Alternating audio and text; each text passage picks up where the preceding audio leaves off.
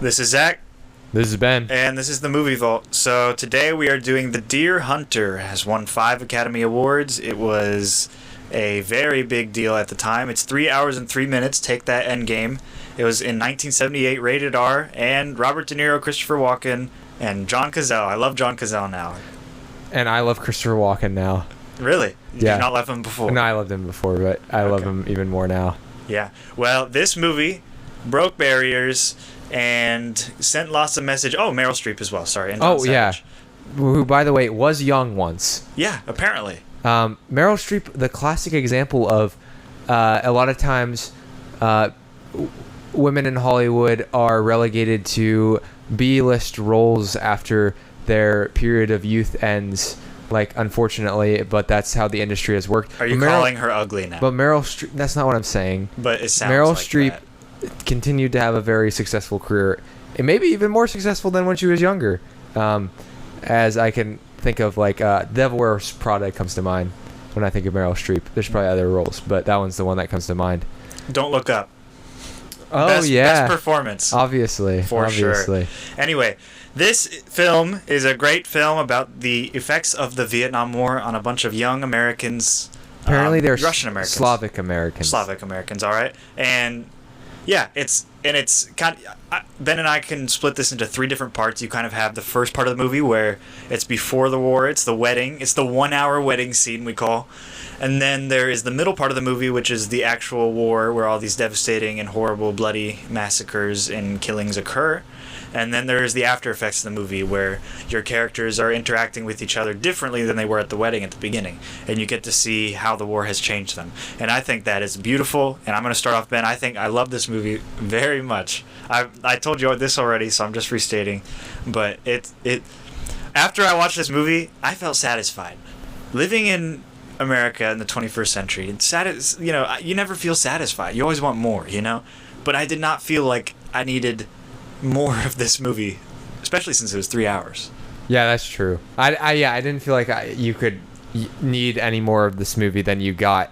It sort of tied up most things, and yeah, it left you feeling satisfied, even though everything doesn't work out for all of the characters. But you still have this feeling of like, I went through this journey with these people.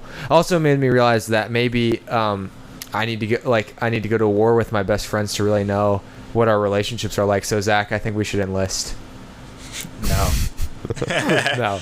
I could be an army medic. We could be army medics. That's true. Both of us are going into careers that we could easily transition into the army. No, that would be great. So actually, The Deer Hunter was actually based on an unproduced screenplay called The Man Who Came to Play by Louis, I don't know, A. Garfinkel and Quinn K. Redeker.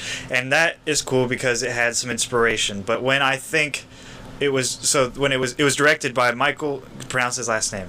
Is it Camino? Camino. I need to look. I feel like I know who this guy is, but also... Yeah, it's Camino. And so I don't really know much about him. I was hoping you knew something about I actually, him. honestly, he's one of those guys that I was like, I feel like I know this guy, but... Okay. Let's go through his filmography real quick. All right. Thunderbolt and Lightfoot, The Deer Hunter, Heaven's Gate, Year of the Dragon, The Sicilian, Desperate Hours, The Sun Chaser. No translation needed. That's it. Okay. Have I heard of any of those movies?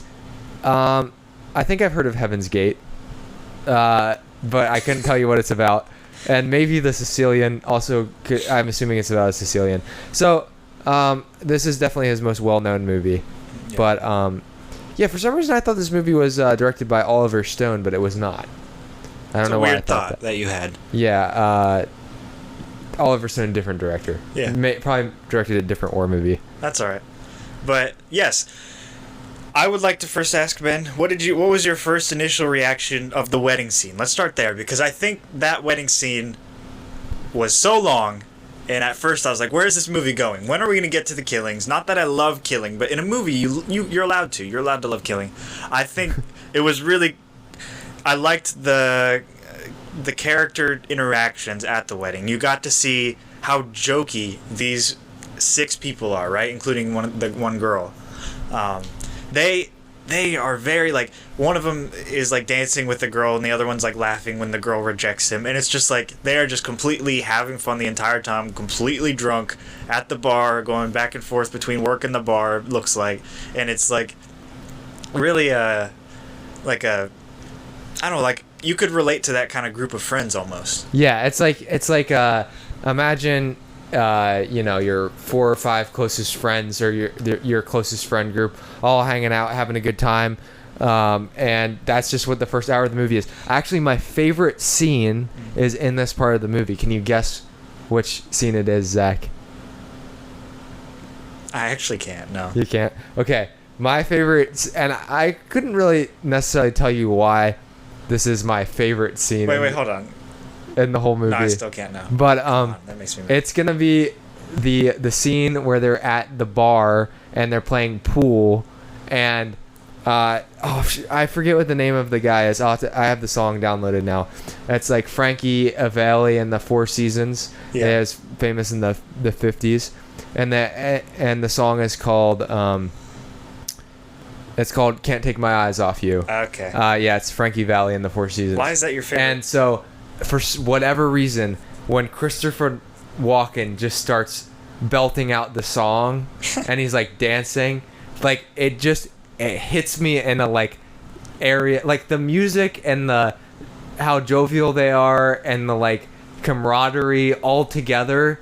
And you see Robert De Niro is like over in the corner, like nodding his head, like smiling, and that was like after I watched the movie, that was the scene that I like looked up after the movie to like rewatch, and so yeah, I mean, I think it's not necessarily the wedding, but it's leading up to actually right after the mother of the bride comes in and like yells at the guy because he's supposed to be like getting married, and he's hilarious. Like in the bar like drinking, and so. It does kind of represent like the friend group, but like just that, I really just have that image of Christopher Walken just like belting out, don't worry, baby, or whatever that first line is in the core. Don't worry, baby. That line right there, and it's like a song that I'm familiar with, but like I hadn't really paid attention to, and now I like listen to it all the time. Now, Christopher Walken is interesting because I have not seen him this young ever. No, I've seen him as an old fellow. He looks like Christopher Walken. He does, but he's beautiful. He's a beautiful guy, and his hair is big. But like now, what happened? He looks much different. So you look at him as like this crummy old guy in his movies he does recently, but then you look back and you're like, now I know why he was famous. Yeah, and like Christopher Walken's one of those guys who, like he has sort of like a cult following, or like he has some sort of aura. I don't know how to describe it. I put him in the same class as like Willem Dafoe, and that's really the most comparable other actor I can think of. But the thing is, if you look at Christopher Walken's the movies that he's worked in versus Willem Dafoe, you'll see that Christopher Walken has been in far less critically acclaimed films, I believe, and works in far more films in general. And I think like there's a lot of niche films that people like The King of New York, I think, some of those, which I haven't necessarily seen, but I've heard of in like some like the rewatchable type of film settings. Gotcha. Whereas like Defoe is in like, The Lighthouse, like now modern Spider-Man No Way Home, or maybe Joaquin Phoenix even, like that's a that good sort example. of class. But he's more mainstream, I think, than Joaquin them. became more mainstream with Joker. Yeah, but before that, you think? But like I think Christopher Walken is a little bit less eccentric than Willem Dafoe and Joaquin Phoenix in his acting style. But he still has that kind of strange like. I agree. His characters are way more normal. Yeah, I would agree. But I would agree with the cult following aspect. I don't know anything about Christopher Walken's, but Joaquin Phoenix and Willem Dafoe definitely have cult followings. Right. I saw that in the Wikipedia article about Christopher Walken, and it was like, yeah, he does have a cult following. Mm-hmm. And so that kind of made me think of those two actors to compare him to. Now, you're right. I think that scene was a good introduction for the characters in general, for the 6 main characters, 5 at the time. Now, these guys are best friends. They've obviously been friends for many years. They're okay joking with each other about very serious matters, about their lives, about how pathetic they are. And they hurt each other. They're guys. They're just whatever ragging on. I don't know what you say, ragging on each other. The way they show love is by like making fun of them in like the worst way possible. And they don't ever talk about anything serious. That's how guys are. That's just how it is. Most guys. And we can all relate to that in some way with some group of friends that we have. And I think that's great. I did enjoy the wedding scene. I did not think it was too long. I was a little worried that they were going to make it longer, but so I looked a little ahead and I went back and I was like, nope, it's not going to be this forever. So it was cool. It was nice to see, besides all the Russian choirs in the background, it was cool to see the different characters, how they're reacting to their friends. And then I think the best part of this movie is the beginning. There's not just one scene, it's a couple different scenes where the characters, all of a sudden it's a happy moment, and then all of a sudden the camera will pan or cut to a character's face, and their face is very somber because they know they're about to go to the war. And I think each character, so Christopher Walken, Robert De Niro, and is it John Savage, they played that very well. Like throughout the night of the wedding, they looked like they made fun of the Green Beret guy. And Robert De Niro, I don't know their names, I'm just saying their actors' names. Robert De Niro goes and he's like, why are you not telling me, whatever, he says different language, and it was just cool to see that kind of, it wasn't even foreshadowing because what's going to happen. They're going to war. They said that at the beginning.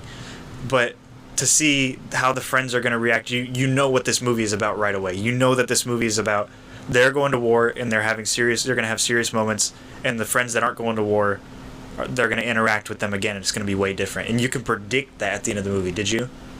Yeah. Well, yeah. I mean, in a sense, I feel like I don't spend a lot of time predicting stuff in movies, like in my head.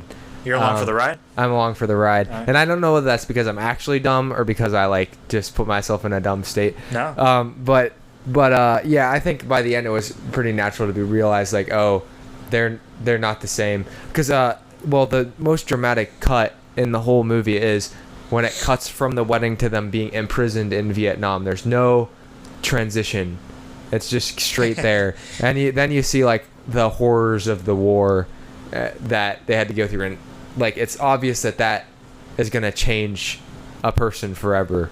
Like and I don't know, like this is 1979. I don't know how much they like talked about PTSD, but I think it was becoming a thing because Taxi Driver, which came out 4 years earlier, is one of the more famous movies of kind of the last 50 years, is essentially about PTSD, and then this movie is, you could argue, becomes sort of about how post-traumatic stress disorder and war and how that affects people mentally and how that transitions into affecting more people. It's like a broader brush than Taxi Driver is, but it's hitting on that same idea. Because the Vietnam War was just such a tense era for the entire country, and this is 10 years after ish, and so now we know more about the effects that it had longer term. So that's kind of interesting. Yeah. Yeah, I agree. We had said this. I think this movie reminds me of a less comedic Full Metal Jacket, where it is very critical of the Vietnam War and what occurred there. I wasn't there. I honestly have no idea, but I haven't even learned anything in history about the Vietnam War, and it wasn't that long ago, but I haven't learned about it at all. And these movies are kind of getting me interested in what happened. I don't know. Most of what I understand about the Vietnam War comes from these movies. Really? That's probably not a good thing. No, it's not, because they're not teaching you the history of the Vietnam War. They're just showing you one possible experience that people had. And also, this is a specific experience. They're in I looked up the town that it's based in. It's in western Pennsylvania, which is traditionally a steel area of the country, the Rust Belt. A lot of steel factories. Now, a lot of western Pennsylvania is kind of run down and depressed, other than Pittsburgh, because steel kind of died after, I think, basically in the 70s, 80s era was when all of those towns started to decline because steel factories shut down. They don't even get into that because they're not in that point in history yet. It's just interesting to note. But sorry, go ahead. But I don't know. I know that it was controversial because it was about we're going and we're aiding this country against communism, but like we're not directly involved. The U.S. is not directly involved, so they're getting involved in another country's civil war essentially, and this has been an aspect of U.S. military that a lot of people have been critical of. I feel like people on both sides of political, left or right, depending on where you fall in certain things, would have disagreements with sort of the military decisions that are made at a very high level based on like getting involved in other countries' affairs. There's obviously, it's very complex. Like you can't just make form an opinion on a like base level understanding of how these complex international politics work. But I think it's kind of one of those interesting topics because, to me at least, from how I view it, it seems like there would be people on both sides of the aisle who would like be critical of the use of funds. Other people might not see it that way, but that's how I see it at least. Just tweet about it. I'll just tweet it out. I'll be like, red or blue, you don't like spending money on the military. Now I do want to point this out. So you did just say what do you know what year Taxi Driver was? 75. 75. So that kind of makes sense. So mental disorders. I just looked this up. This is a weird thought I'm having. So the DSM. So this is the I forget what it's actually called. The Diagnostic and Statistical Manual of Mental Disorders. So that actually came out like a long time ago in 1952. But then the second and third edition. So third edition was published in 1980. So in between there, they were actually developing these new ideas of mental disorders. I wonder if that had an effect on what this was, because now they just added like ADHD and stuff like that to. Right. They took off a lot of other things with how the society is changing in the 21st century. So I'm wondering, because that's when kind of they started to classify mental disorders. So it kind of makes sense why this movie is kind of tackling a complex idea like that, and Taxi Driver. Because you're right, there probably are a lot of PTSD movies like that back. For us it's a century ago, or whatever, but not really. But it's a long time. Also, I think, and this is going to be kind of a generalization, but the 70s was like a grimier era of film in general. Like they started to have less restrictions on what they could put in movies, and so this is coming at the tail end of that. We get movies like A Clockwork Orange, Midnight Cowboy in the late 60s, which are X-rated technically. Nowadays they have been like reverted back to R rating. I don't even think they use the X rating in NPAA anymore. But and so those kind of movies come out, and then all the way to here. So people are more, I think there's in this period of the 70s, there's economic crisis at different points, and people are watching entertainment that is now starting to be more politically charged and more about like modern day issues, which now it's interesting to look back on, because when these movies came out, they were dealing with like issues that were current or recent, and now we're looking at them as more historical. So we're going to have two different like perspectives on that. That is interesting. I'm wondering, when we think of a movie like Don't Look Up that addresses global warming and COVID, now that is considered a current event, obviously. When people look back on that, is it going to be the same? The Deer Hunter won 5 Academy Awards. Don't Look Up did not. There's obviously a quality difference. There's obviously a difference in the script and the direction and the director and the actors. But are people going to look back at that and say, that is history and we can learn stuff from this movie? Not that you should, but could they? I don't know. I see, and this is something that I'm having to think about, because I always thought that I had this thought when I watched the movie Vengeance that came out recently, which also dealt with a lot of current issues more related to like social media and the internet and how news is portrayed. Actually tackles podcasting a little bit, interestingly enough. But I went out of the movie and I was like, in 5 years, is anybody gonna like be able to relate to this? Because technology is gonna shift so much, and this will be like a relic of the past. Like a lot of times using certain technologies in films, like when you watch a movie and they're still using like one of those like flip phone type things, or the phones that have the keyboards that come out, you're like, oh, that's weird. Like a BlackBerry, you mean? Yeah, like a BlackBerry. It just looks like strange. It doesn't look, you're not thinking of it as like historical. But I guess at some point though, as time has passed enough, you might start to look at that with more nostalgia, and then not think of it as like, oh, this is really corny because it's like. No, that sounds right, actually. But we're gonna be watching it from the metaverse. It's gonna be great. We're gonna be like, this is historical fiction, but it's based in history, and I think that's what we have to take from this movie. I don't know. I consider myself uneducated in the Vietnam War. Okay, so please don't tell me I should be educated. I'll do that. Just give me time, all right? Let me find a class that I need for my general education. Sure, why not? Course. I mean, that's going to be way more biased, probably. Yeah, that's true. Some history from coming from a liberal arts college. Now, but the Deer Hunter specifically deals with these issues close to the time when they were occurring. I'm wondering if that had an effect on its commercial success. Now, it won 5 Academy Awards, as I've said, and it made about $49 million off of a $15 million budget, which is pretty good, especially for the time and for a 3-hour movie. You know, back then people had more free time, you know, but now, does that translate? Do you think it would be as successful if a movie like this were to be made about current events, like Don't Look Up, with high quality, good director, you know, all those things that made this movie great? Do you think that it would be commercially success, Ben? I think that in all likelihood a movie like this would come out onto streaming, which would make it difficult to tell whether it was commercially successful. So you're saying the market's just different now? Yeah. The way that it's distributed is different. Because this is going to be a really bad comparison, but it's like the only thing that I can think of that like kind of compares in any sense, and that is The Irishman, which came out 3 years ago.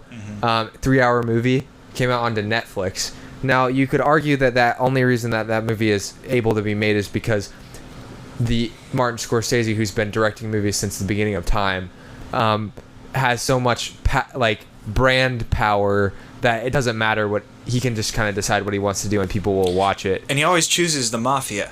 Yeah, and it's mafia. It's not related to war or anything. So, but the thing is, so what our modern comparisons to this are Catherine Bigelow movies like Zero Dark 30 and The Hurt Locker, neither of which I've seen, sadly. You're saying those address familiar issues? Benghazi and the killing of Osama bin Laden. What about like Vice?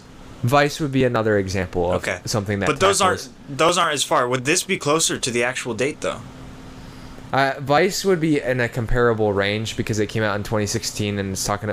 But Vice is about a person. It's not about like a. True. It's about a real person. Like it's not exactly comparable. No, it's not. And it's a comedy-ish weird thing. But it's addressing a controversial current figure idea. Yeah. That's been current or recent. And it got nominated for an Academy Award. Again, I don't think in quality-wise it's as good as The Deer Hunter. So and okay, so. I don't know whether this goes as much to your question, but when you watch The Deer Hunter, do you feel like there's just like a style of filmmaking that they don't use anymore? Like yes. Yeah, because it's just like these people just like talking and laughing. Like Vice, for example, has so much like snappy editing and cuts, and it's like I don't think there's narration, but it feels more like there might be like titles and things describing where things are. Like The Deer Hunter is like a movie in the sense that it's trying to immerse you into the environment. And it's just, there's something about like the texture of the colors and the audio quality and stuff that you don't really, like, everything's so brushed up and polished nowadays that it feels like you kind of lose some of that. Yeah.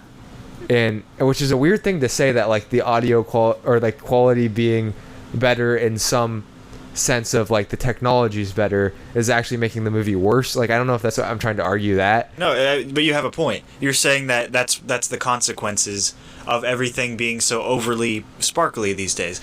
This movie, what it did good is it was almost like you were there. You could literally make this seem like an episode of The Office where you're zooming in with a camera and being a documentary, right? But it's not a documentary. It's doing different cuts and stuff like that. But it's also allowing each and every scene to breathe. I'm against 3-hour movies. Unless it's Endgame where it's warranted, or people who have earned the right to it, like Martin Scorsese. But I am usually against 3-hour movies. Ben and I, we always say... We always say if you can make it an hour and a half, you should. Yeah, and this movie, I don't think could have done it in an hour and a half. It would not have been breathed. But if this movie were to come out these days, it would have been an hour and a half. And it would have been the same story, but it wouldn't have been as good. Why?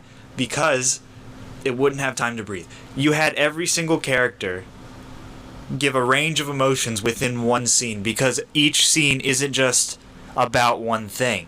The camera is on these characters, and different things are going to happen. So you could have one conversation with these characters. So they're in a room, let's say it's a 10-minute scene. These scenes are so long. Let's say it's a 10-minute scene. Or we could even go even more general in the wedding. How many different things happen in that one wedding scene? It's a third of the movie. So many different things. And you're allowing the scene to take place in a specific area, in a specific time, in a specific place. And I already said area. But with the specific people. And they're trying... Sorry, that's my rice maker going off in the background.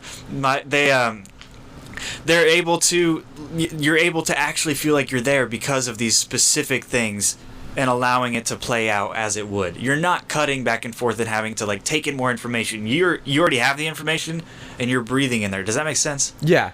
No, I definitely agree with what you're saying. Because, yeah. I mean, it's just, I'm trying to figure out the right words to frame what I'm trying to, or maybe just like go further off of what you're trying to describe. Like the hunting scene, for example. Yeah. They're just out hunting, and like some of them have guns. They go into this whole conversation about how this one guy forgot boots, and Robert De Niro's like, "I'm not giving you my extra set of boots. You gotta remember to bring your stuff." And it can feel kind of like, I think there might be some schools of filmmaking who believe that you have to make everything have an intense purpose. Like, and you can't just have characters like have these types of conversations that don't seem as important to the like intricate point of the plot. But then also, because the movie's so sprawling, you realize that there's not necessarily an entirely focused message.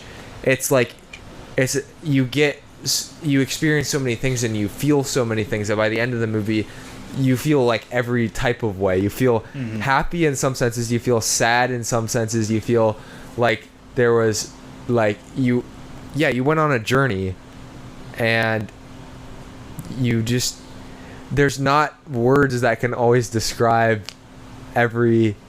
It's a very heartfelt thing, because I'm struggling. I get what you're saying. I'm struggling here to describe what I felt about this movie, because it feels deeper than just words. Maybe an example of that would be in a movie that would come out today. The movie, in the movie, each and every scene would be related completely to the plot, right? Or to comedic effect. Now, this movie, you don't necessarily have every scene related to the plot. You have the hunting scene, right? But I think it plays on two levels. I think if you have these extra scenes that aren't related to the plot, one, it's allowing the film to breathe, as I said. And two, they actually are related to the theme of the movie. You just don't get it yet. You don't get it until really the end, you know? Which makes me go to the next part. So after the wedding, it just cuts. There is just a cut, you know? The director decides to just go straight into... And it wasn't even like a fast cut. It was just like... It just showed they were done with one scene, and it went right into the jungle, and there was a helicopter going. And it was the Vietnam War, and all these terrible things happen. You just open up with these killings. You know, this guy throws a grenade into a little underground hut, underground thing where these Vietnamese people were, and they all die except for a baby and a mom, and they kill them with the flamethrower. So it's just like very fast, 0 to 100. Yeah. And we expected that. Did you expect that 0 to 100? I know this is another prediction. You said you don't predict. 0 to 100. So no, I don't think I did. Yeah, because like there's nothing. I was like this. Okay, they're in the wedding. Like I knew about the wedding, and I think I even had briefly read that there was going to be like 3 parts to the movie. Okay. So, but I think which they said a wedding, and I was like, well, there's probably a funeral, but I was like, well, what's in the middle? I didn't really think about it too much. But I thought it was a really good stylistic choice to just go straight into it and not have this weird like, well, they didn't really have time to even do a transitional thing where they're like going off into war and they're like getting adjusted to Vietnam. He specifically chose to let the film breathe in the wedding, and then skip all the breathing and go straight into the next phase of the movie, the war. And that was intentional. That drastic change of you have been with these characters for every single minute for the past hour, and now you're gonna skip ahead all this time after basic training and going in and all this stuff. And I think the other crazy thing is that in this movie, one of the things that struck me was that you don't need to show the war that much for it to be a war movie, because they go through this 20-minute sequence or so, I don't know how long it was exactly, of them going through this whole Russian roulette torture circuit with where eventually it's Mike, Robert De Niro's character, and is he facing off Nick at this point? Or is he facing off with a Vietnamese prisoner? At first... I think he's facing off with Nick. No, Nick first faces with the Vietnamese guy, right? Yeah. And then Mike comes in. Yeah, and then Mike comes in. And then Mike kills he goes bananas, kills everyone.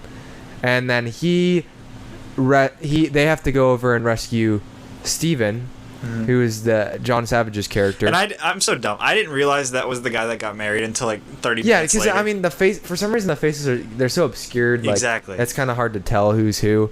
You obviously know who Robert De Niro and Christopher Walken is, but after that, it's like, I don't know. Yeah. Who anyone is. And then they escape. They eventually get rescued. And then, so that's it. That's like the war part of the movie. It's super intense though. Mm-hmm. It will leave a mark. Like you'll remember it. They get rescued, and Christopher gets rescued, right? And then they get left behind. Is that what he said? I don't know that I said that. They get left behind, and he walks. He takes Steven. Robert De Niro takes Steven. I'm just mixing up names. Takes Steven to the main land where they're safe or whatever. Right. Okay. Yeah. So then that's how they get separated. Is Walken gets rescued, the other two don't. Yeah, and then. With Walken, it becomes a strange thing for where Nick ends up with this weird French guy, and he somehow. So this was a part of the movie that I was a little confused by. So at first it seems like he's like, no, I'm not gonna be part of that. I don't want anything to do with you. But then all of a sudden he's like, goes off with this French guy to become a Russian roulette professional, which this was another thing that I was not aware of being a thing. I'm so confused with that idea though. Because it's like it's the highest stakes like possible. But how can you become a professional in that? Right, because it's not. He's lucky. It's like it's gambling in the truest sense. But what is the players gain out of it? I don't know. But money maybe. I guess you get money. Yeah. It's like you have a pimp and you make some money and the pretty much the pimp and the gets French money. guy would be his. Yeah. Right. Okay, that makes sense. I mean that's just an interesting element of the movie that I wasn't expecting that they would add, like Russian roulette, like with the Vietnam War. Like let's just shove those two things together. You know, like was that a common practice in the Vietnam War? I'm so confused. This movie makes you assume that this was some sort of like common. There must have been some sort of underground scene in Vietnam. Like I don't know how big it was or how much we really actually know about it because it's underground. So, but I don't know what this was a torture. This is Reddit. Ask Historians Reddit. It says, although it's always hard to prove a negative, Russian roulette was not prevalent at all during the war, neither by North or South Vietnamese soldiers or by American soldiers. There are no documented cases. And I suppose that's like, yeah, that might be something that's more of a rumor or like a story because, well, it's underground. Like, of course, they're not making this like a public thing. They're in like sketchy like area. So if we do know about it, it's through like not reputable sources that it existed. So who knows whether it did or not. That's pretty reputable. Well, yeah, of course he doesn't. He says he can't prove a negative. So now the cool thing about this element of the movie is you have like 3 or 4 of these scenes where you don't know if your favorite character or whatever is gonna die. And it obviously pays off in the end with the death of Nikki. So leading up to that scene, you have like a couple different events, right? You have the first one where the Vietnamese soldiers are forcing them to play, and they don't want to play, right?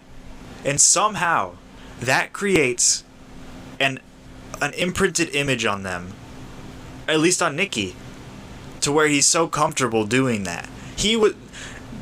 So Nicky was the most reluctant to do it.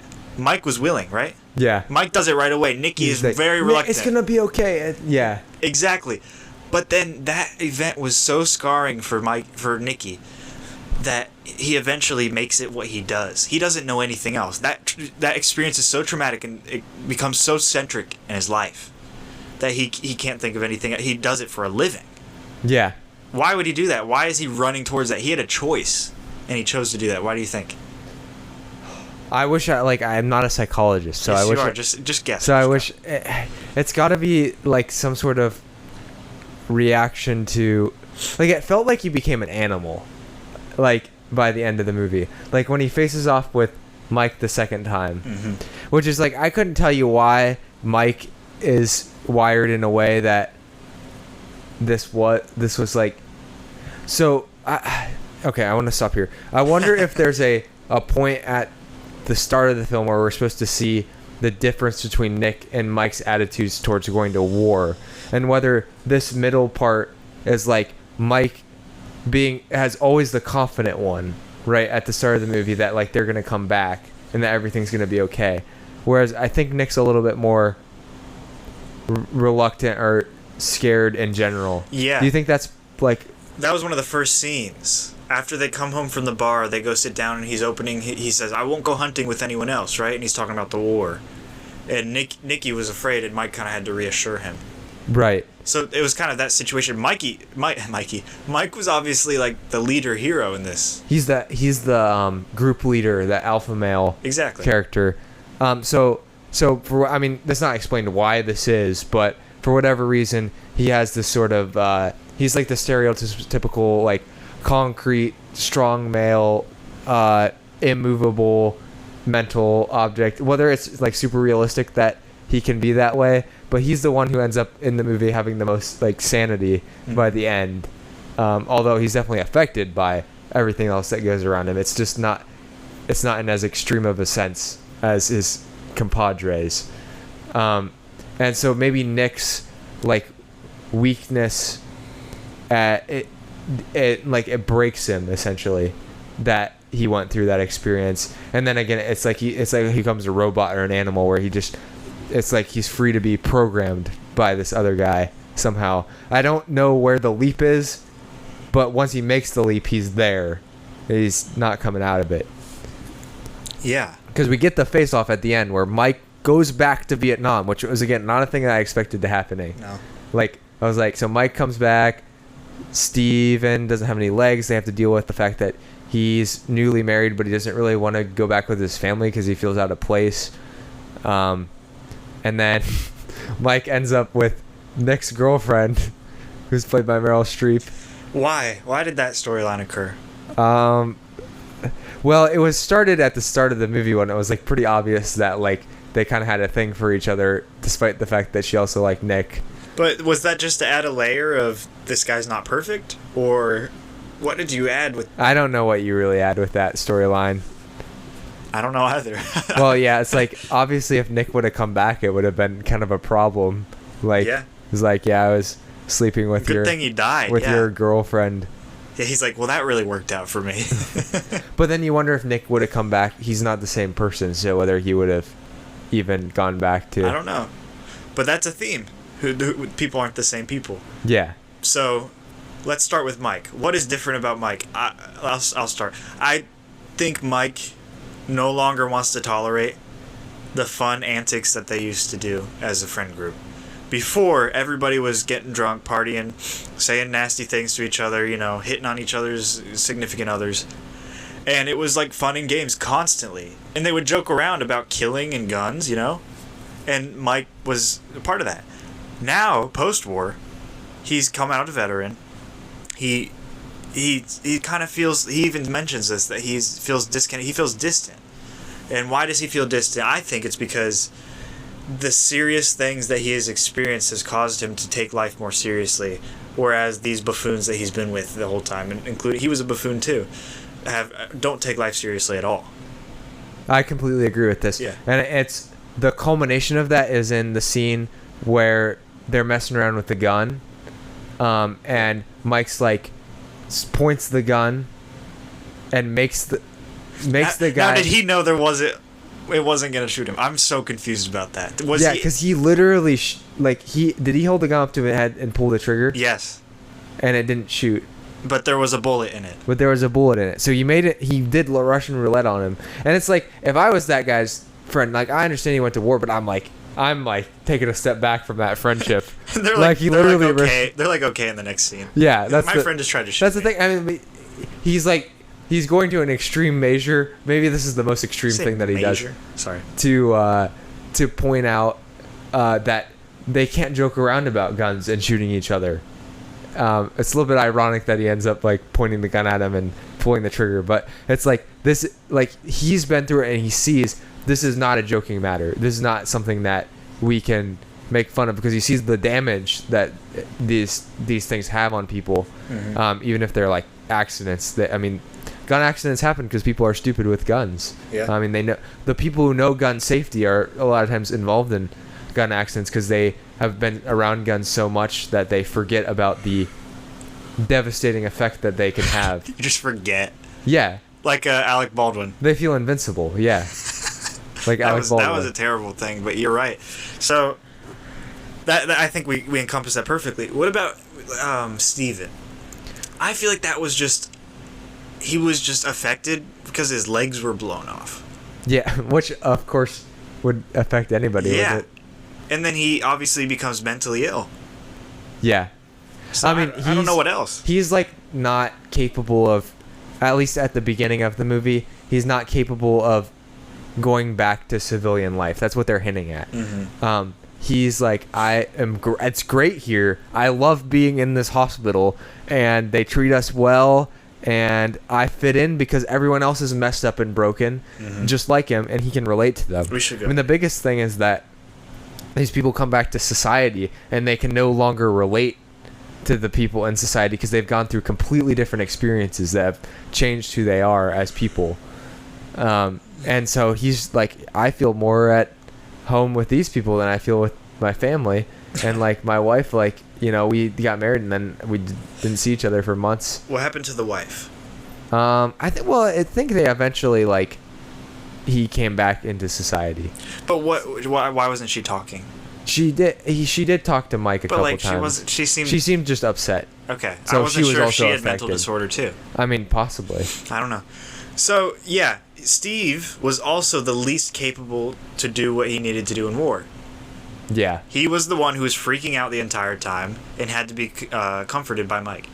And he was the one who couldn't, pull the trigger or do whatever and couldn't stand up. So he was also the one who broke. So I think Steve was just, I don't want to say weaker, because I feel like I would break, and I'm not weak. Well, that's what I think. In anything, the realistic characters are Steve and Nick. Yeah. Well, maybe not even Nick, because Nick, I don't know whether it's realistic that you end up in a underground Russian roulette ring, but Steve, just because, like, how many people are really like Mike, where they you hear are about so it. strong. I mean, there has to be, because the training that they do for some of those special forces and stuff is like they try to train people for these situations, and you can't really be trained for these situations, but they turn them into different people before they even go out into they put them through crazy stuff in order that they're prepared before they go out. Obviously, these people had not been prepared. Not that you can prepare to be in a concentration camp or whatever setting, prisoner of war setting, but they were thrown into the fire in Vietnam. It's really sad. This is very unrelated. John Cazale died the year this movie came out. Yeah, I actually did see that he had terminal cancer. That's terrible. He and died at age he was 42. dating Meryl Streep. No. Yeah. Okay. This is of also all in the the actors. Wikipedia article. Yeah, it said he is in a relationship with Meryl Streep, and the studio wanted to fire him because he had terminal cancer. And what? And Meryl Streep and Michael Cimino, whatever you say his name. Camino. They both said that they would quit the movie if. Well, yeah, that's a terrible way to fire someone. Come on. The studio wanted to fire him, but Streep, with whom he was in a relationship, and Cimino threatened to walk away if they did. And he was uninsurable, and De Niro paid for his insurance because he wanted Cazale in the film. So, I mean, you hear stories about this, but like sometimes people in Hollywood do take care. I mean, they take care of each other. I think they might. do. They might not be the greatest people overall, but you should listen to the oral history of The Office. They were a family when they made that show. It's unrelated, but that reminded me of that. So that takes me to the third person. So we have like a very bravo macho man who is changed because he now takes life more seriously. You have a very, you have a less macho man who he was kind of flaky even in his relationship, who doesn't really take life seriously, who is then put through these, hell basically, and then comes back broken, completely destroyed, not normal, left his old identity, is just okay with being broken. Now you have this third character who is, and by the way, these are all in reference to the other three characters that are left behind. So you have these three characters that went to the war, change. Then you have the three characters left behind. Those three characters are what? The three different comedic characters. Yeah. And they don't change the entire movie. One, to keep comedy in the movie. Two, I think, because you can't really change the comedy character. I don't know. Well, I think it's also to prove the point that while these people were at war, life didn't really change that much for everyone else. Yeah. I mean, you're right. For the plot purposes, of course. Yeah. But yeah, so Nicky, I would consider him a sweetheart at the beginning. I kind of like him at the beginning. He's tough. I mean, he's tough. He stands up to people, but he's kind of a sweetheart. He kind of like is reasonable, right? Isn't he reasonable? He's like, give him his boots. He seems like the most. Mike seems a little like off. Like he makes weird choices sometimes, and a little strange. Nicky seems like put together and like macho and all of that.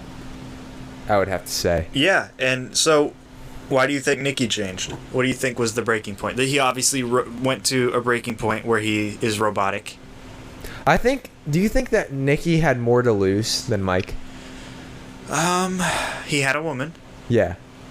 What else? That's it. That's true. That's all. Steven had the most to lose. He had a wife and a kid. Because Mike, you could argue that Mike had the least to lose out of everyone, but how much less was it than Nicky, really? I don't know, but would that affect why he broke? I don't know. Yeah, that's an interesting thing to think about. Like, what was it specifically about Nicky that caused him? Because this is one of those things that the movie is trying to let you discover on your own. Because it is a very it doesn't seem like the most. It wouldn't be the transition that you just would think would happen. Yeah. Why did these three men who were best friends all react to the war differently, in such drastically different ways? And Nicky's is by far the worst, and he was the most reasonable. What does that mean? What do you think? It's better to be unreasonable when you're going to war because it's an unreasonable situation that you're going into. I think that I had noticed that in the movie, and I think that's one of the theses of the movie. I think that you're supposed to like Nicky as one of the main characters at the first in Act 1, and I think in Act 2 you see him be the most reluctant to pull the triggers, and then you see him in Act 3 the most willing to pull the triggers and does on himself. Now, why is that? Because he's reasonable. Why did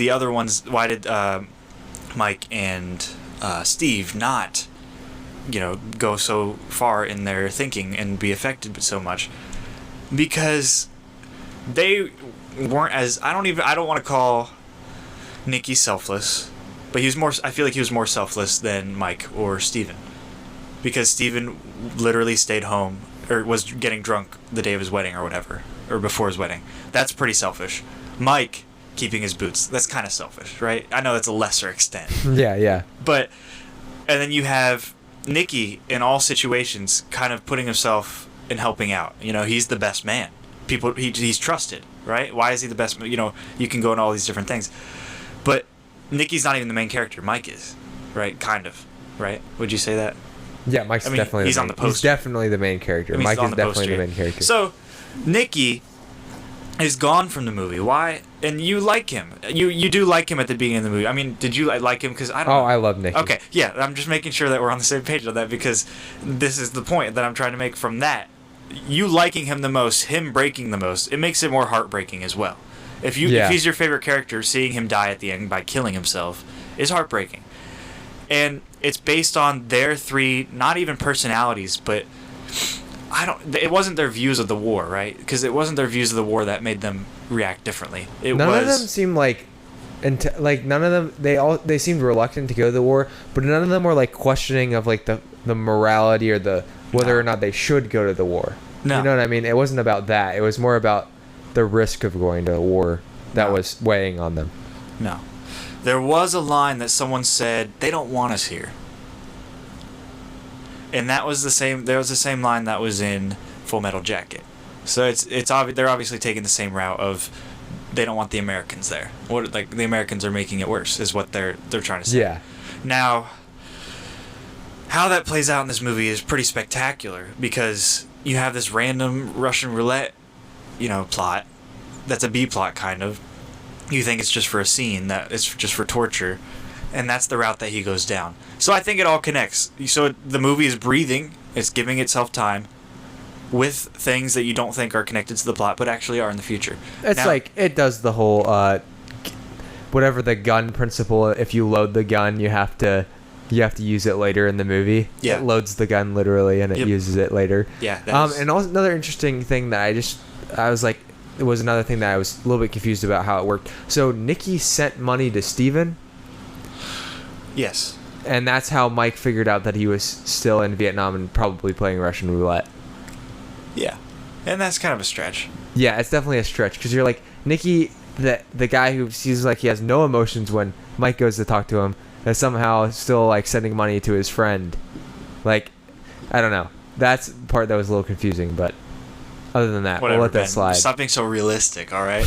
All right, this wasn't for realism. This was obviously fantasy. Well, you're telling me that this wasn't based on a true life story? No, it's not. They made this up. The scriptwriters completely made this up. What do you think? A They Vietnam War? exaggerated the war. Well, that's the thing. Like, it's interesting though that they exaggerated the war, because it's like, maybe they didn't though, because there was a lot of, I think, humanitarian like terrible things that happened in the Vietnam War. I completely believe that there was. I believe that there's probably that in every war, just based on that there's always a deviant person. Yeah, and morals become very gray as soon as war is introduced. Where's the accountability? War, I don't know. War is not like, we could get into this whole discussion, but war is seen as a necessary evil, right? Like, it'd be unrealistic to say we're going to live in a world without war. I don't think everyone would say it's a necessary evil. I think that they would say like it's good. A lot of people would say it's good. I'm not even gonna say what I think. Yeah, I'm not gonna say what I think. I want to play out the play out that it's a necessary evil. So some people would say it's a necessary evil. Yeah. Some people would say some people would be on the side of like, if another country defends you, obviously you have to defend your country. No, that's based on the libertarian right of self-defense, right? Yeah, libertarian right of self-defense. I mean, otherwise it's like, if you don't believe in war, another country is going to believe in war and they're going to conquer you. So it's not going to matter. I mean, you kind of have to believe in war to an extent. Basically, it comes down to you kill or get killed. Yeah, that's like, war is so brutal in comparison to how we view our world too. Yeah. Today we view our world as being a lot more safe, at least where we're from. Maybe this is not the perspective everyone has. Ben, not where I'm from. Come on. Not where Zach is currently at. I'm just kidding. It's still probably not that unsafe compared to a lot of areas. So yeah, we view the world as so safe, and war reveals that, people actually are still like shooting at each other, and like this is a sense that if somebody kills somebody in war, we wouldn't be like, that person's a murderer, even though like, it's like a different thing. Although we still have some sense of morals that we put into war. Like, you could be a murderer in a war setting, but it's just, as soon as you introduce killing into anything, the lines are. But when is it okay to torture for information? When is it okay to go too far? Is it ever okay? Is it not? Is Hiroshima, it okay? Nagasaki. You can get into a lot of different things. It's a deep, and that's why there's so many movies about it. Yeah, and I love these movies. Because every war will present these intensely deep moral and philosophical problems. Yeah. And that affect everyone's life, like, incredibly. Now, So deeply. you have sorry, I cut you off. You have these three characters that react differently, and then you have this Russian roulette storyline. How do you think? I know this is kind of an abstract question. Why do you think the Russian roulette storyline was added? I have one theory, and it's very vague. I tried to make a stab at it. So, I guess just a sense that you have to portray some sort of extreme extent someone goes based off of something that happened to them in a prison setting. Like you had to show a contrast of sorts, so they contrasted that. They probably sort of made up the underground Russian roulette thing so that they could contrast Nikki and Mike's reaction to the war. That's kind of all I got. Yeah, I think it just needed to translate from something that happened in the war. They needed the same action. It needed to be an action that could be in war and played professionally. Yeah, I think that was the only thing that could be included killing. So now, this is the hot question that I'm wondering. The title of the movie, Ben, The Deer Hunter. How does that? What is the big thesis of this movie regarding shooting yourself in the head, killing a deer by shooting him in the head? What do you think the symbolism is in that? So is it that? So there's a point in the movie where Mike has a buck in his sights, and he lets it go. And then somebody asks him about it, and he's like, "Oh, I had one in my sights. I didn't get it." But I think he let him go. And then there's the point in the movie where Mike is facing off with Nikki, and he goes and faces him, and he shoots. Now, obviously, he doesn't directly kill Nikki, because Nikki kills himself by being involved in Russian roulette. But I don't know. Is it this sense of I don't know where the tie is still, though, because he's not hunting. He's hunting Nikki in the sense he wants to hunt him down and bring him back, but he still feels like he has to face off against him. You're either coming with me or you're not coming back. But that's what happens, and he causes him to die. He does cause him to die. So he is the deer hunter. He is the hunter in the sense. Now, there's a line in the beginning. He says, "A deer's got to be taken with one shot." I try to tell people that, but they don't listen. Now, this is kind of what it is. It's not too unobvious. So, with one shot, life can be taken away. With one shot, a deer's life can be taken away. You only need one shot. He misses those shots at the end. He's traumatized, A life can be taken with one shot, and we've been proven with that with Nikki. And this guy has shot both the deer at the beginning of the movie and Nikki at the end of the movie, even though he didn't directly kill Nikki. It was kind of that. And it's just kind of the premise. And, I don't even think the director wants us to blame. He's not trying to make create a moral dilemma of, was Mike at fault for Nikki's death or anything like that. Mm-hmm. No. But, there's definitely a tie there, but the last question that I kind of have to round this out is, with that central thesis in, why did Nikki know that he was going to kill himself after remembering Mike? He remembered Mike, and then he goes on to kill himself. He didn't know he was going to die, necessarily, but he knew there was a chance. So he recognized Mike. And right away puts the gun to his head. And then he puts the gun to his head. And it's you can't really think of a point in the movie that Mike did anything that slighted Nikki. But has the choices he's made turned him against Mike? Because Mike is the way to freedom from his mental prison. Maybe. I don't know. But this is my theory. Okay, I want to hear it. So, Mike's specific line is, "Do you remember our hunting trips?" Nikki remembers his line, "One shot to kill the deer." Oh, yeah. Nikki kills himself because he doesn't want to live with it anymore. I think that's what he wanted. He knew it was one shot to kill himself because Mike reminded him. And I think that's why that memory links him shooting. And that's just... And I think it's a fair theory just because it links everything together. Yeah. But you don't know. I don't know. I think that's as good of a theory as you're going to get. But obviously, I asked some very intimate questions about this movie because I absolutely love this movie. I think it's probably my top 10 right now. I need to figure some stuff out where my top 10 lays. But, yeah, I don't know. What do you think? I'll say I think it's in my top 20 or top 25. I mean, Ben's movies are just better than mine. So, of Well, course, it won't reach that. Yeah, I don't know. I gotta figure some stuff out too. Yeah, probably. I've seen better movies. No, but like the way that it makes me feel, like that's ultimately what you decide whether you like a movie or not, right? It's like the feeling that you're left with. Yeah. After. There's nothing more powerful than that. That's what True. makes Donnie Darko my favorite movie. The emotions that you feel. Yeah. They can't really grasp our intellect, so they go for emotions. Well, and like you can acknowledge that something is intellectually impressive, but and what still that doesn't not be sell as, tickets. and still not be as emotionally tied to it as art, because you're like combining both intellect and art into one thing. Even documentaries have a point. Yeah. Right. And some documentaries have more heart than others. Yeah. Like The Office. Like The Office. Mockumentaries. Yeah. But yeah. So yes, it's a 4.5 out of 5, teetering on a 5 out of 5 for sure. I haven't even ranked it yet. I need to put it in my Letterboxd. Yeah, I'll probably give it a 5. Because if it's in my top 10, I can have 10 5s, you know? Yeah. Sure. I need to figure some stuff out with my top 10, though. It could be a 7. You never know. It could be a 1. Could be a 1. It's probably not a 1. Comparatively to the other movies I've seen. Yeah. I also really liked Full Metal Jacket. I recommend if you guys like to watch people die, watch that movie. There's a lot of death. It's also like a movie where it transitions like into a different movie. Yeah. So, and it's a little bit more comedic, and it's Stanley Kubrick. So. And then the other movie that would fit into that 3 that I haven't seen, but I've heard lots of good things about is Apocalypse Now, which is directed by Francis Ford Coppola. Yeah. So that would be the other like famous Vietnam one. And then I guess we mentioned Taxi Driver, which is semi-associated with the Vietnam War just because the main character is a Vietnam War veteran. Yep. So that's all my questions.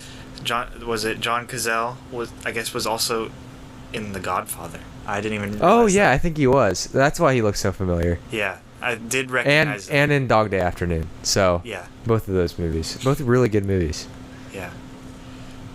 For sure. Robert De Niro in a lot of movies. And Christopher Walken. I don't know about John Savage though. I'm not sure that he was really like a huge.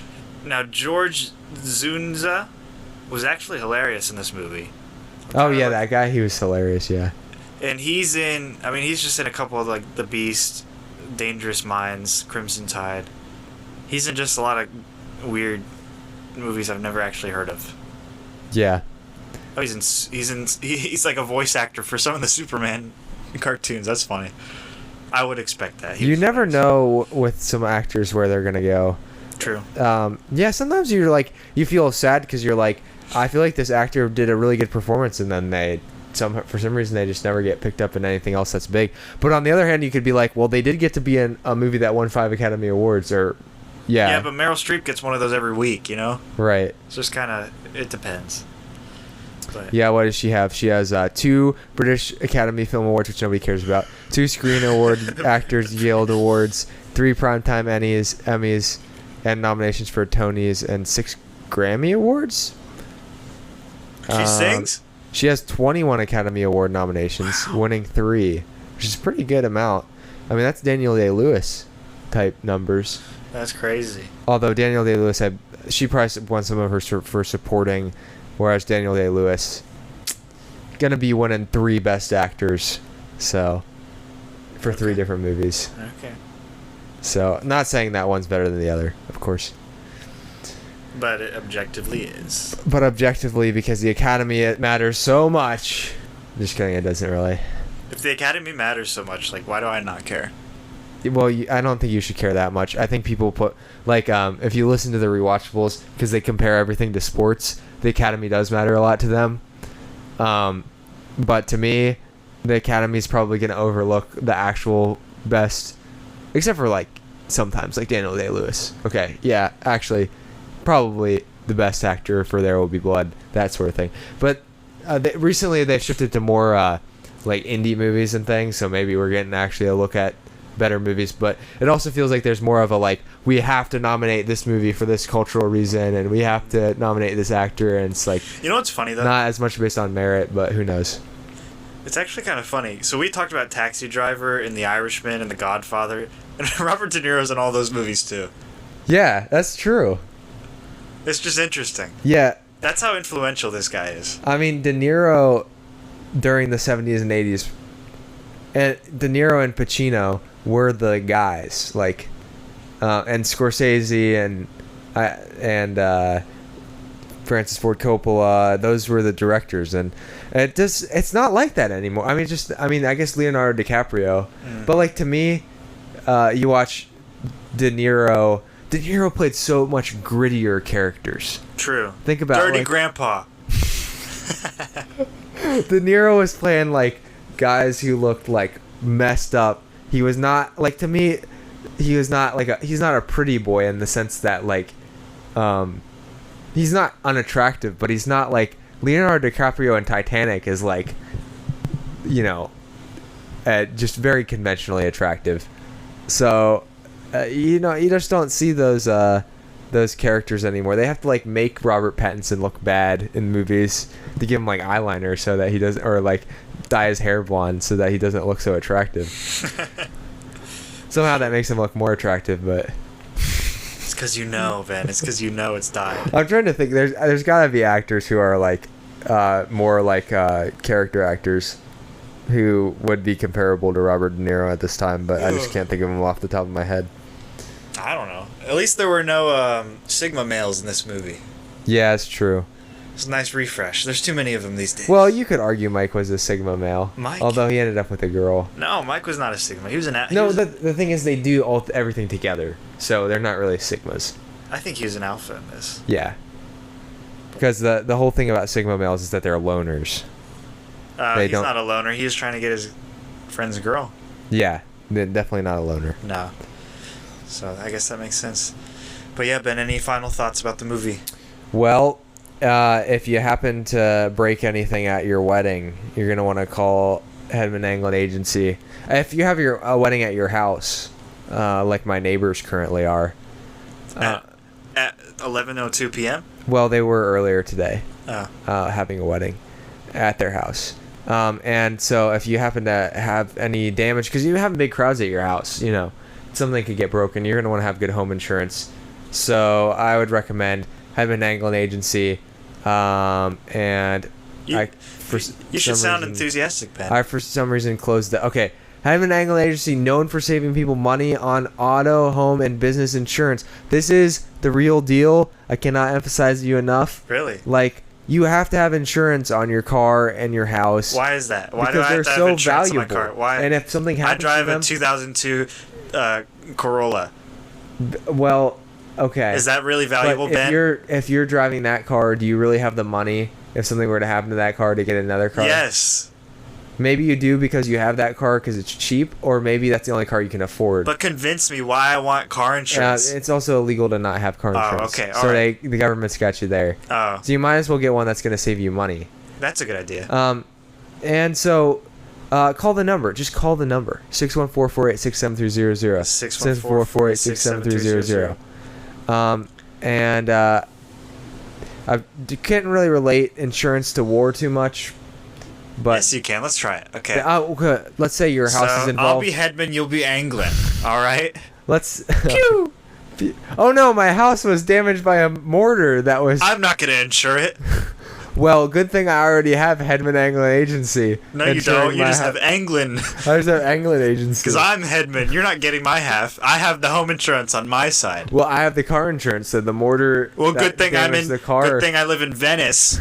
Well, good thing that Venice is like, that's like C-tier European city. I live in Oslo, so that's much cooler. Nobody knows what that is, Ben. It's the capital of Norway. Okay, it's a very underrated city, and Venice gets all the attention because they have stupid canals, but Oslo's cool. So. But yeah, I win. All right, that was a good war. Anyway, call them and tell them that Ben and Zach sent you, and we still have a cardboard cutout of us on the line, because that would be cool.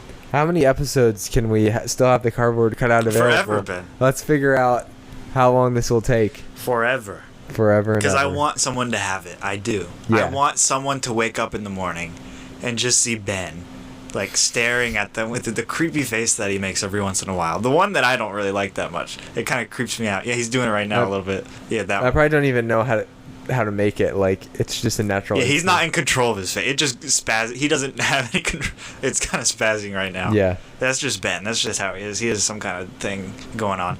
I just want to wake up. Maybe I should do this. Maybe I should move out of Venice and get a car and get car insurance, because I would get a cardboard cutout and just wake up, tape the Ben cardboard to the ceiling, and just wake up to Ben's creepy face on my eyes. You know, it would be a really good way to wake up, and it would wake me up. Yeah. Yeah, because I would probably be startled. Yeah. Now, would I get used to it? I don't think so. Can we get used to Ben's face? No. My answer is no. So, it's a good alarm system.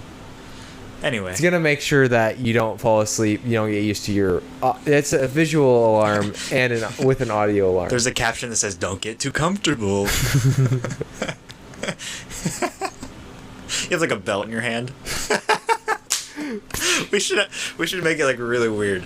Like we said, they were cardboard cutouts, but they're actually like the weirdest cardboard cutouts ever. Like I'm in a mermaid suit and I have like marijuana in my hand.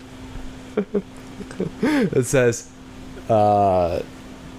"Yo, bro, hit a smoke today," or something like that. No, it would say so. I don't know. It wouldn't say anything. Yours would say things are getting out of hand, and you press a button and it would say that in a creepy voice, and it would with the belt. Things are getting out of hand. Exactly like that. Exactly. So if that sounds attractive to you, and it does to me, so you should please buy that. I don't know if I'm attracted to different things, but that sounds attractive. Me in a mermaid suit and a cardboard cutout. And whatever we got going on with me.